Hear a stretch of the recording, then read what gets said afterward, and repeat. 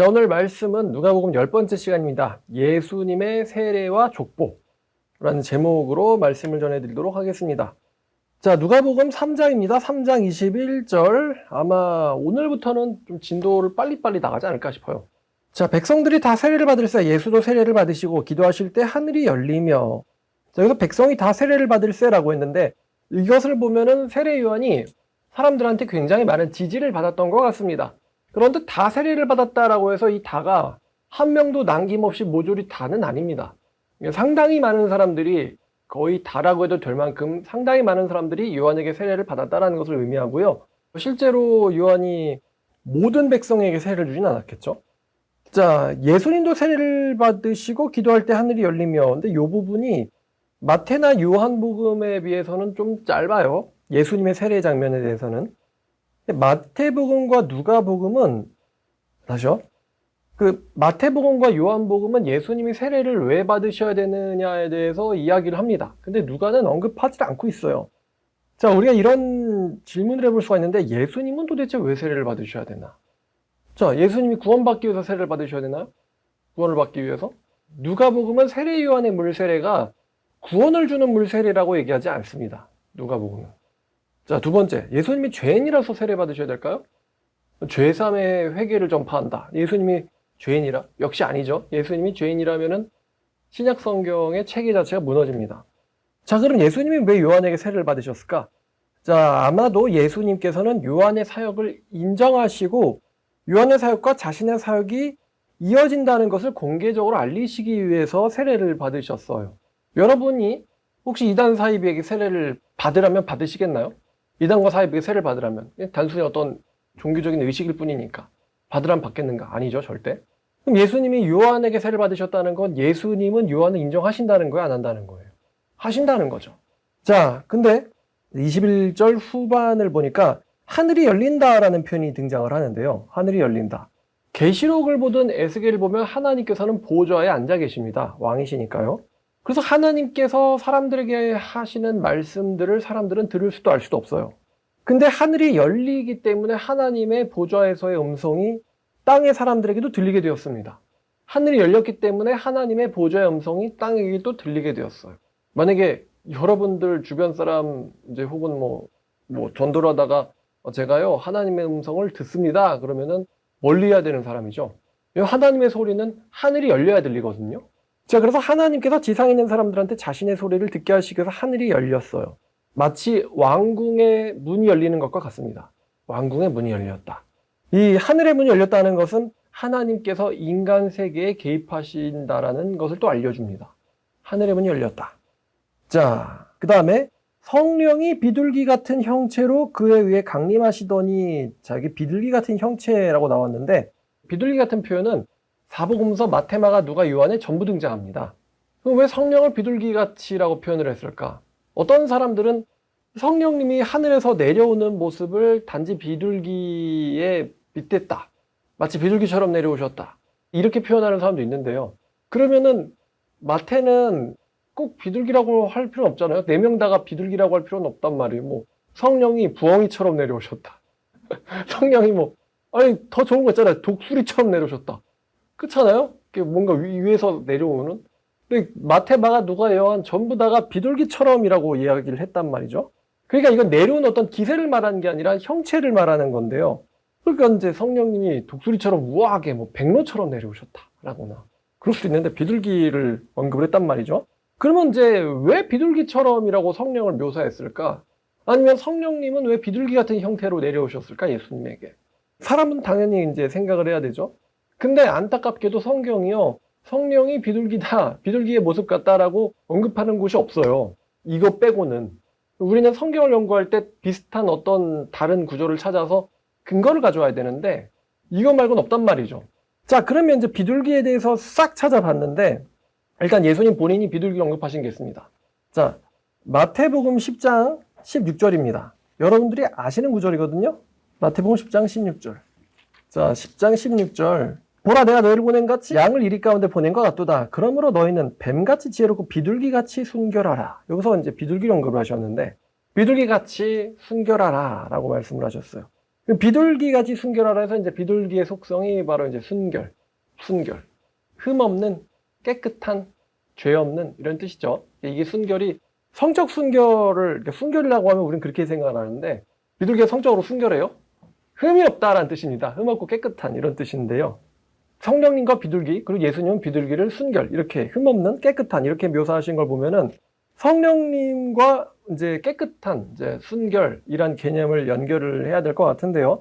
성령님께서는 우리에게 성화를 주동하시는 분이신데 즉 우리를 성화시키시고 거룩하게 하시는 분이시기 때문에 비둘기의 이미지가 순결이라고 한다면은 비둘기의 이미지와 성령님의 이미지가 잘 어울립니다.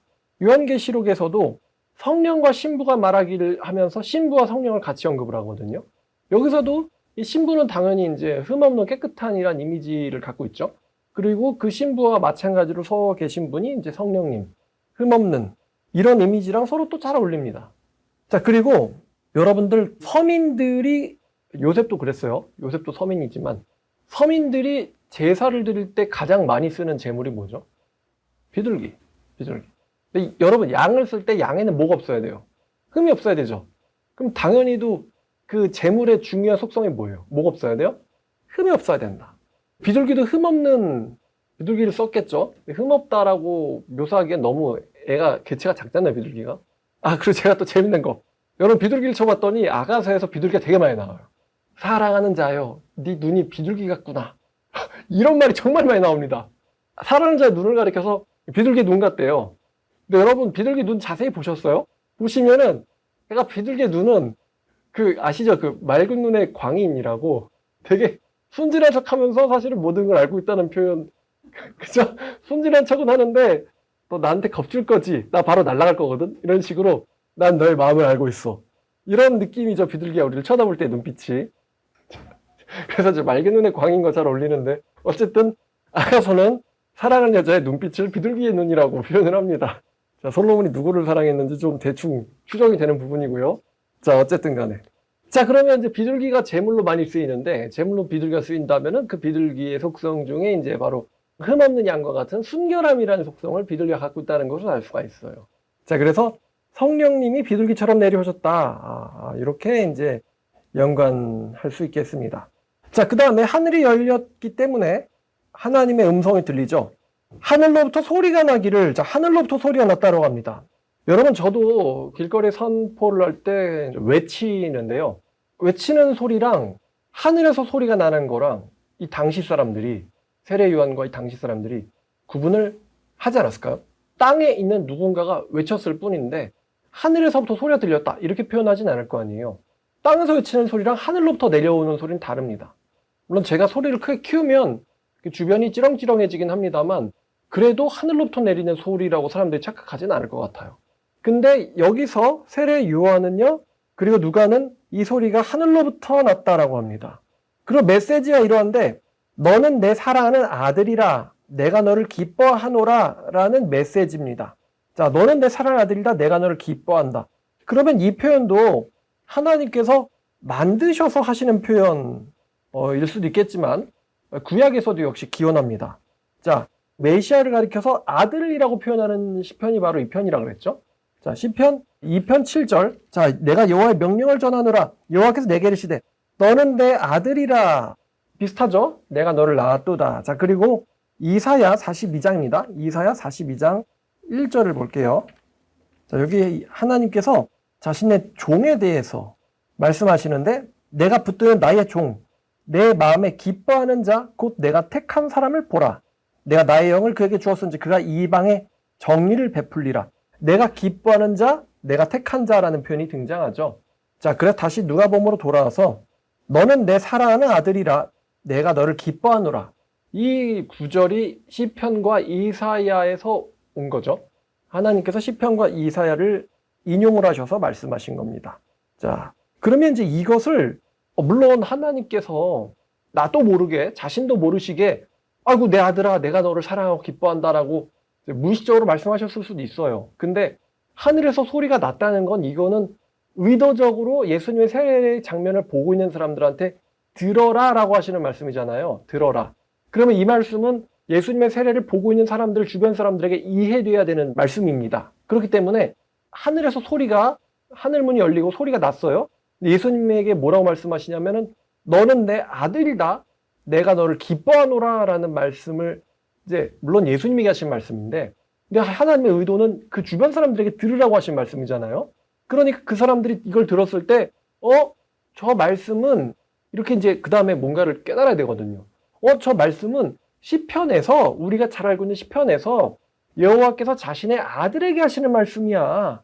왕에게 하시는 여호와께서 자신의 아들을 시편을 보면은 아들이자 왕이라고 하셨거든요. 군왕들아 그에게 경배하라. 그럼 예수님은 아들이고 왕이시구나를 이제 이해를 해야 되는 거죠. 생각이 거기까지 닿아야 되는 거예요. 그리고 내 기뻐하는 자, 저거는 이사야에서 여호와께서 보내시겠다라고 했던 자기의 영을 베풀겠다고 했던 이방의 정의를 베풀겠다라고 했던 여호와의 종에 대한 말씀이야. 근데 하나님께서 예수님을 가리켜서 이사야에서 예언한 자신의 종이라고 말씀하시는 거구나. 자신의 메시아라고 말씀하시는 거구나. 를 예수님의 세례를 보고 있는 주변 사람들한테 알라고 하신 말씀이죠. 그죠? 알라고 하신 말씀. 자, 그리고 또 이 사건이 이 주변 사람들한테 어떻게 또 여겨져야 되냐면은 예수님이 하나님께로부터 인증을 받은 자라는 것을 또 뜻합니다. 하늘이 열렸고 하나님의 메시지가 났다. 성경에 이런 표현이 종종 이렇게 나와요. 뭐냐면은 말을 듣는 사람만이 이해할 수 있는 코드죠. 저 말씀은 예를 들어서 세례요한이 자신의 제자들을 보내요. 그래서 예수님한테 당신이 메시아입니까? 다른 사람을 기다려야 됩니까? 그랬더니 예수님은 나 메시아야. 이렇게 말씀 안 하세요. 이렇게 쉽게는 대답 안 하시고 가서 너희가 보는 것을 가서 요한에게 얘기해라. 그러면서 가난한 자가 복음을 듣게 되고 이런 표현을 하시거든요. 그 말은 메시아에 대한 선지서의 예언을 알고 있는 사람만이 이해하는 말입니다. 아니면 그 대제사장이 네가 하나님의 아들 그리스도인지 우리에게 말하라. 그랬을 때 예수님이 그래 나 하나님이야. 내지는 하나님의 아들이야. 이렇게 말씀 안 하시고 내가 보좌에 우편에 앉은 것과 권능의 우편에 앉아 있는 것과 구름 타고 오는 것을 너희가 보리라. 이렇게 말씀하셨단 말이에요. 그럼 그 말은 그래 내가 하나님이야. 이렇게 물론 하신 말씀인데 성경을 아는 사람만이 이해할 수 있는 코드거든요. 그거는. 자, 예수님이 과연 선지자냐 이단이냐 사입이냐 아니면은 정말 하나님의 아들 메시아 그리스도냐에 대해서 하나님의 인증이 필요하단 말이죠. 그래서 하늘에서부터 소리가 내릴 필요가 있었습니다. 주변 사람들이 그걸 믿기 위해서요. 예화를 들면 이러는데 요즘에 해킹이 참 심각한 문제라고 해요. 해킹이. 얼마 전에 북한 해킹 그룹이 독일의 방산기업을 해킹하려고 했다고 합니다. 해킹하려는 수법이 미국의 로키드 마틴이라는 방산기업 흉내를 내가지고 우리가 인사 당담자를 채용할 예정이다라는 해킹 메일을 보냈다 그래요. 그래서 로키드 마틴 연락 왔네 누르면 이제 걸리는 거죠. 요즘에 스미싱 해킹 시도만 매년 수만 건에 이를 정도로 심각하다고 합니다. 우리나라에서만요. 우리나라에서만. 맨날 와요. 무슨 몸매를 봐주세요라는 메시지가 저는 여대생인데요. 다양한 체위를 할 수 있습니다. 이런 메일이 본 문자는 해외에서 발신되었습니다. 왜 해외 여대생이 나한테 그런 문자를 보내냐고. 아이디 어쩌고저쩌고. 아니면 누가 죽었는데요. 장례식장 위치 여기입니다. 이런 식의 이제 꼭 한번 누르게. 근데 그런 스미싱 시도가 수만 건이래요. 매년 한국에서만. 그럼 이제 어떻게 되냐? 누르면은 확인되지 않은 링크를 누르면요.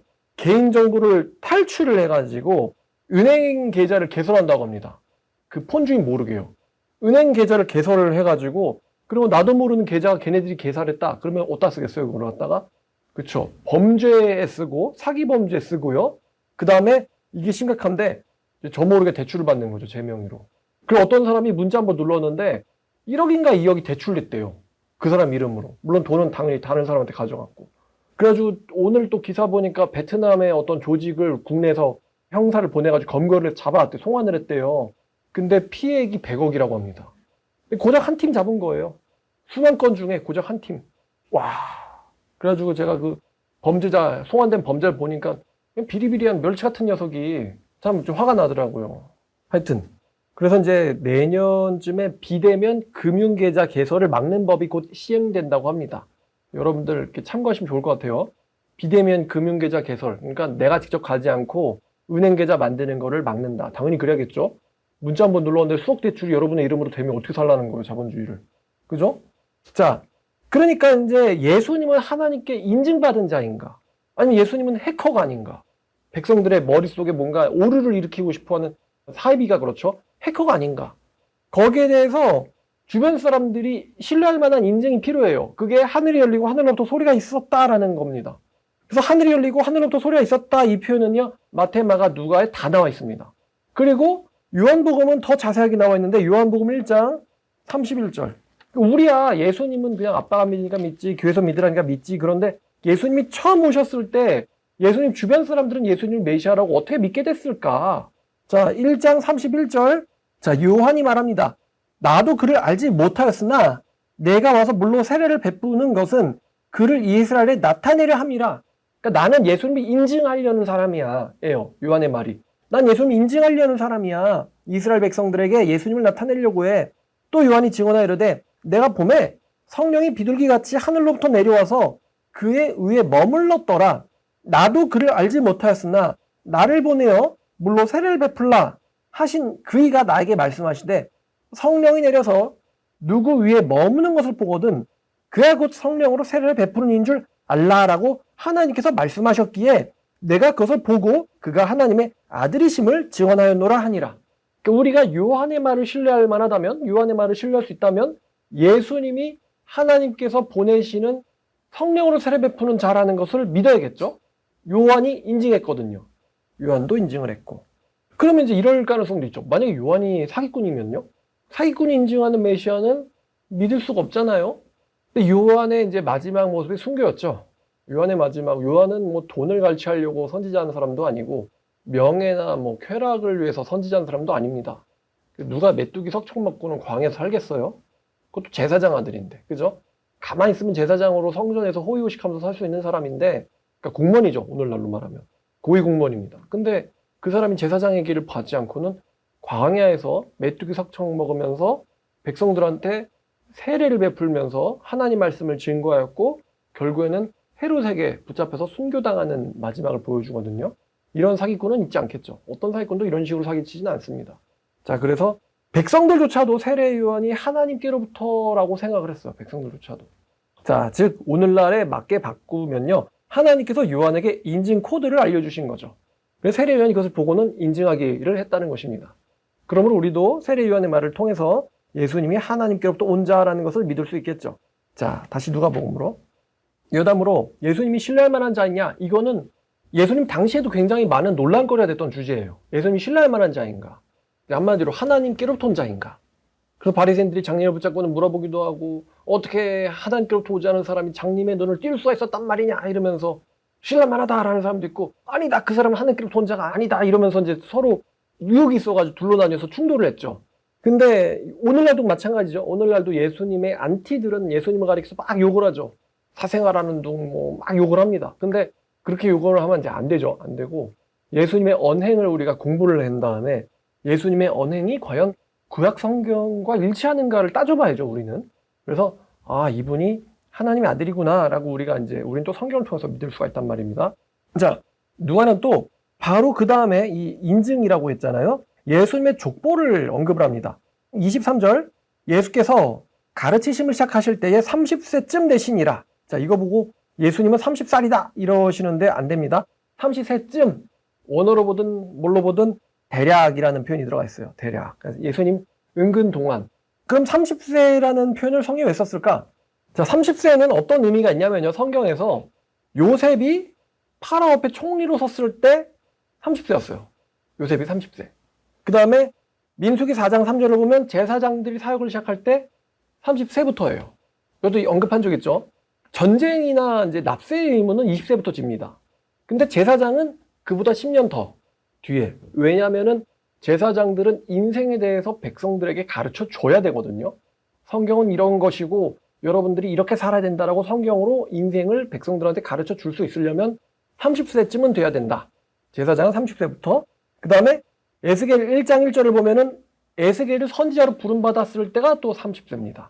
그리고 사무엘하 5장 4절을 보면 다윗이 왕으로 부름받았을 때가 또 30세입니다. 30이라는 거, 남자 나이 30이라는 건 이러한 의미가 있습니다. 예수님 때의 랍비 전승에 의하면요, 예수님의 사역 시작 나이를 33세에서 34세로 얘기하고 있습니다. 놀랍게도요. 33에서 34수로.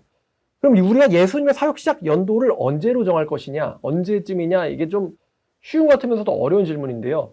세례 요한의 사역 시작 연도는 29년입니다. 29년. 왜냐하면 디베르 15년이 기원 후 29년이거든요. 근데 성경은 세례 요한이 사역 시작하고 나서부터 얼마 기간이 지난 뒤에 예수님이 사역을 시작했는가에 대해서 성경은 얘기해 주질 않고 있어요.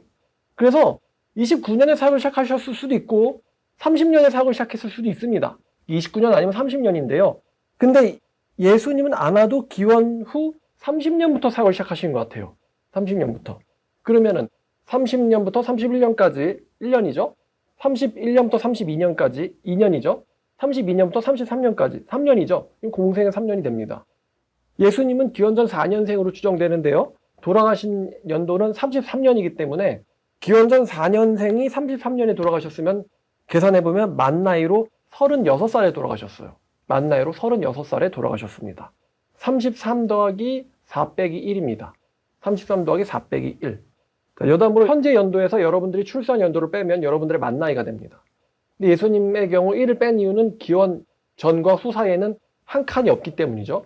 자, 여기까지. 그래서 예수님은 아마도 33살부터 사역을 시작하신 것 같아요. 33살부터 시작하셔서 36살에 돌아가셨다.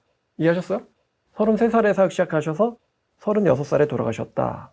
그래서 30 더하기 4 한 다음에 1을 빼면 33이 딱 나오죠. 자, 그 다음에 예수님의 족보가 나오는데 예수님의 족보에 대해서는 사실 제가 정말 자세하게 강의한 적이 한 번 있습니다. 오늘 저도 찾아봤는데 제 이름 치시고 중요한 이야기, 오늘 제일 중요한 이야기. 제 이름 치시고 한 칸 띈 다음에 예수님의 족보라고 치시면 제가 3년 전에 만든 설교가 있습니다. 그거 들어보시면은 오늘 할 얘기가 사실 다 있어요. 그래서 오늘 설교는 길게 할 필요가 없는. 자, 그러면 대략 요약을 하면 마태복음과 누가복음의 족보가 다른 거 아시죠? 다릅니다. 사람 숫자도 다르고요. 족보도 다릅니다. 아니, 어떻게 한 사람인데 족보가 다를 수가 있지? 이걸 가지고 무신론자들이나 불신자들이 그거 봐 성경 모순이다 라고 공격할 때 많이 들어오거든요. 근데 그렇게 그러니까 대놓고 그렇게 틀릴 리가 없겠죠. 그러면 그 이유가 있을 것인데 한마디로 말하면은 마태복음은 왕의 족보를 따르고 있습니다. 예수님은 왕이시야. 너희가 신뢰할 만한 이스라엘의 왕인분이 바로 예수님이 하면서 예수님의 족보를 이야기하고 있고요. 누가복음은요. 법적인 족보를 이야기하고 있어요. 법적인 계보. 법적인 계보를 이야기하고 있습니다. 자, 그러면 우리가 이제 읽어보면은 자, 예수께서 가르치심을 한번 쭉 읽은 다음에 제가 설명드릴게요. 사람들이 아는 대로는 이란 표현이 등장하죠. 사람들이 아는 대로는 그러면 여러분 예수님이 요셉의 혈통적인 아들인가요? 그러니까 생물학적인 아들이 요셉의 생물학적인 아들이 예수님인가요? 누가복음은 예수님이 동정녀 탄생을 했다고 이야기하고 있죠. 하지만 이게 우리가 알고 있는 지식이고 그 당시 사람들이 알기로는 그 당시 사람들이 동정녀 탄생을 알진 못했으니까요. 그러니까 예수님은 법적으로는 누구의 아들인 거예요? 요셉의 아들인 거죠. 법적으로는. 그래서 사람들이 아는 대로는 이란 표현이 들어간 거예요. 자, 그 당시 사람들이 아는 대로는 요셉의 아들이니 요셉이는 헬리오, 그이는 마따시오, 그이는 레위오, 그이는 멜기오, 그이는 얀나요, 그이는 요셉이요, 그이는 마따디아요, 그이는 아모스요, 그이는 나오미요, 그이는 에슬리요, 그이는 낫게요. 그이는 마시오, 그이는 마띠디아요, 그이는 사모인이요, 그이는 요색이요, 그이는 요다요, 그이는 요하나니요, 그이는 레사요, 그이는 스룹바벨이요. 스룹바벨은 유명한 사람이네요. 그이는 스알디엘이요, 그이는 네리오, 그이는 멜기요, 그이는 아띠요, 그이는 고삼이요, 그이는 엘마담이요, 그이는 에르요, 그이는 예수요. 예수라는 이름이 또 등장하죠. 예수님의 선조 중에 등장하는 예수라는 사람이 또 예수님의 족보의 중심에 있는 사람이에요. 그이는 예수요, 그이는 엘리에서요, 그이는 요림이요, 그이는 마따시요, 그이는 레위요, 그이는 시몬이요, 그이는 유다요, 그이는 요셉이요, 그이는 요남이요, 그이는 엘리야김이요, 그이는 멜레아요, 그이는 맨나요, 그이는 마따다요, 그이는 나단이요, 그이는 다윗이요. 잠깐만요. 이것도 다윗 등장하네. 이 다윗은 그 다윗이 맞습니다. 근데 마태복음은 솔로몬에서 다윗으로 가거든요. 그러니까 다윗의 아들 솔로몬으로 가는데 여기서는 다윗의 아들로 나단이라는 사람이 등장하고 있죠. 이 나단은 선지자 나단 아닙니다. 다윗의 아들 중에 나단이라는 사람이 있었어요. 다윗의 아들 중에. 자, 그 다음부터는 이제 뭐 이세, 오벳, 보아스 쭉쭉쭉 가가지고 38절을 보죠. 그이는 에노스요, 그이는 셋이요, 그이는 아담이요, 그이는 하나님이시니라. 그래서 요셉부터 하나님까지 연결되어 있습니다. 이 누가 족보의 특징이요. 자, 제가 이제 지난 설교 중에 예수님의 족보라는 설교를 했었는데 그 왕 중에 여고니아라는 왕이 있습니다. 근데 마태는 등장하는데 지금 읽어보니까 누가에선 등장하지 않습니다. 왜 그러냐면은 제가 누가는 법적인 족보라고 했잖아요. 누가는 법적인 족보. 예레미야 22장 30절을 볼까요? 예레미야 22장 30절을 보면은 제가 이 얘기도 다 거기서 해요. 자, 여호와께서 이와 같이 말씀하시니라. 너희는 이 사람이 자식이 없겠고 그의 평생 동안 형통하지 못할 자라 기록하라. 이는 그의 자손 중 형통하여 다윗의 왕 위에 앉아 유다를 다스릴 사람이 다시는 없을 것임이라 하시니라. 이 여고니아가 죄를 저지른 왕인데 예레미야를 보니까 왕의 계보에서 탈락을 해버립니다. 이 여고니아가. 왕의 계보에서 탈락을 해버려요. 자, 근데 마태복음은 여고니아를 언급하는데 누가복음은 여고니아를 언급하지 않습니다. 왜냐하면 이 사람의 왕적 지위가 법적으로 탈락됐다는 거예요. 상실됐다는 거. 그래서 누가는 여고니아를 빼버립니다. 계보에서. 자, 그럼 우리가 이제 이런 생각을 할 수 있는데 어떻게 같은 사람의 족보인데 아버지가 다르게 나올까? 여기에 대해서 세 가지 이유가 존재해요. 첫 번째는 방금 말씀드린 것처럼 법적인 정통성이 사라져버리거나 아니면은 계대결혼 아시죠? 계대결혼이라고도 하고 수혼이라고도 하는데 형이 아들이 없어요. 그러면 형의 대를 동생이 대신 이어주는 겁니다. 아니면 동생의 아들을 형에게 양자로 보내는 거죠. 그래서 형에게 생물학적인 아들이 아닌 법적인 계보를 잇게 하는 제도가 있어요. 이스라엘에 계대결혼 혹은 수혼. 자, 이래서 지금 제가 두 가지 다 말해버렸는데 동생이 형의 대를 이어버리거나 아니면은 동생의 자녀를 형이 양자 삼는 경우, 이런 경우가 이제 생물학적인 부모 자식 간의 성립이 안 되지만서도 그 사람의 족보로 이어지는 경우입니다. 정통성을 잃어버렸든가 계대결혼을 하든가 양자를 드리거나의 경우죠. 자, 그래서 누가와 마태의 족보가 이렇게 다릅니다. 제가 이 부분에 대해서는 누가복음과 그 마태 비교할 때 자세히 설명을 했어요. 자, 근데 그럼 누가가 예수님의 족보를 언급하는 특징이 뭐냐? 특징은 뭐냐면 예수님은 아담의 후손이자 하나님의 아들이야라는 걸 이야기하고 싶은 거예요. 마태는 아담까지 안 갑니다. 마태는 아브라함까지밖에 안 가요. 그러니까 사실 아브라함에서 시작해요. 그리고 상당히 많은 사람들을 마태는 빼버립니다. 마태는 의도적으로 되게 많이 빼가지고요. 14 해가지고 딱 42까지만 하거든요. 근데 누가는요, 총 76명의 사람을 언급합니다. 76명. 그러니까 예수님 포함 77명입니다. 예수님 포함 77명. 자, 그래서 누가복음의 족보의 특징은 예수님을 아담의 후손이자 하나님의 아들임을 보여주고 싶은 거예요. 이 독자들에게. 그래서 76명의 사람이 등장하는데 보니까 이제 제가 다 이거를 표를 나눠가지고 분석을 했어요. 제가 분석을 했는데 76명이 등장한다고 그랬잖아요. 그 예수님을 포함하면 77번째거든요. 예수님이 77번째 사람입니다. 근데 성경에서 7이라는 숫자가 특별한 거 알죠? 완전수의 개념이 있는데 7명씩 그룹으로 77이니까 그룹 몇 개 나올까요? 7명씩 묶으면은 7명 곱하기 몇 해야지 77이 나오죠? 11번이죠? 그래서 11개의 그룹이 있습니다. 그리고 그 그룹 단위별로 특이한 인물들이 등장합니다. 그리고 한중앙에 아까 예수님과 동명이인인 예수라는 사람이 등장을 해요.